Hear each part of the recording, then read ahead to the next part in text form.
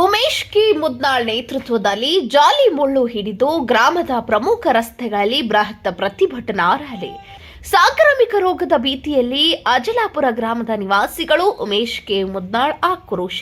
ಹೌದು, ಸೈದಾಪುರ ಸಮೀಪ ಗುರುಮಟ್ಕಲ್ ಮತಕ್ಷೇತ್ರದ ವ್ಯಾಪ್ತಿಗೆ ಬರುವ ಅಜಲಾಪುರ ಗ್ರಾಮ ಸ್ವಾತಂತ್ರ್ಯ ಸಿಕ್ಕು 78 ವರ್ಷ ಗತಿಸಿದ್ರೂ ಇಲ್ಲಿಯವರೆಗೂ ಇನ್ನೂ ಅಭಿವೃದ್ಧಿ ಕಾಣದೆ ಗಬ್ಬೆದ್ದು ನಾರ್ತಿದೆ.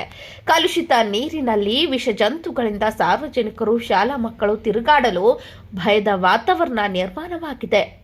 ಸೂಕ್ತವಾದ ಚರಂಡಿ, ಸಿಸಿ ರಸ್ತೆ ಇಲ್ಲದ ಕಾರಣ ನಿರಂತರ ಮಳೆಗೆ ತೆಗ್ಗು ಗುಂಡಿಗಳಲ್ಲಿ ಚರಂಡಿ ಮತ್ತು ಮಳೆ ನೀರು ನಿಂತು ಗಬ್ಬೆದ್ದು ನಾರುತ್ತಿದೆ.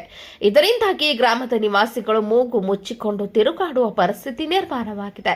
ಇದನ್ನು ಸರಿಪಡಿಸಬೇಕೆಂದು ಸಾಮಾಜಿಕ ಹೋರಾಟಗಾರ ಹಾಗೂ ಅಖಿಲ ಭಾರತೀಯ ಸಮಾಜದ ರಾಜ್ಯ ಸಂಘಟನಾ ಕಾರ್ಯದರ್ಶಿಗಳು ಉಮೇಶ್ ಕೆ ಮುದ್ನಾಳ್ ಇಂದು ಅಜಲಾಪುರ ಗ್ರಾಮದಲ್ಲಿ ಪಂಚಾಯಿತಿಗೆ ಜಾಲಿಮುಳ್ಳು ಹಚ್ಚಿ ಮತ್ತು ಹಿಂದ್ ಪ್ರತಿಭಟನೆ ಎಚ್ಚರಿಕೆ ನೀಡಿದ ಪತ್ರಿಕೆಯಲ್ಲಿ ಪ್ರಕಟವಾದಂತಹ ಜಿರಾಕ್ಸ್ ಪ್ರತಿಗಳನ್ನು ಹಿಡಿದು ವಿನೂತನ ಬೃಹತ್ ಪ್ರತಿಭಟನೆ ಮೂಲಕ ಸರ್ಕಾರಕ್ಕೆ ಮತ್ತು ಜಿಲ್ಲಾಡಳಿತಕ್ಕೆ ಆಗ್ರಹಿಸಿದ್ದಾರೆ.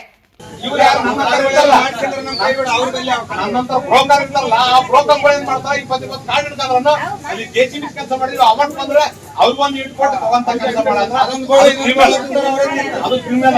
ಅದು ಆಗಬಾರ್ದು. ಅದ್ರ ಕೆಲಸ ಎಲ್ಲೇದಾಗದ ಏನಾಗದ ತೋರಿಸ್ತಾರೆ. ಯಾರು ಕರೀರಿ ಕಳೆದ್ಮೇ ಅವ್ರ ಜಿಂದಿಗೆ ಮಾತಾಡ ತಪ್ಪ ನಿಮ್ಗೆ ನೀವು ರಕ್ಷಣೆ ಕೊಡಕ್ ಬಂದಿರಿ. ನಿಮ್ಗೆ ದಿನ 23 ಕೆಳಗೆ ಬೀಳ್ತಾರ ನೋಡಿ. ಪಂಚಾಯತಿ ಬಂದ್ರೆ ಏನಂತಾರ ಇಲ್ಲ ಗೊತ್ತಿಲ್ಲ, ಸಂಬಂಧ ಇಲ್ಲ ಅಂತ ಯಾಕೆ ಬರ್ತಾರೆ ರೋಡಿಲ್ಲ. ಎದ್ದು ಹೋಗಿ ರೋಡ್ ಚೆಕ್ ಮಾಡ್ರಿ. ದಾರಿ ನೀರಿಲ್ಲ, ಬೋರು ನೀರು ಚಲೋ ಇಲ್ಲ, ಕೆರ ಬರ್ತಲ್ಲ. ಅಲ್ಲಿ ಕಾಶ್ಮೀರ್ ಹೋಟೆಲ್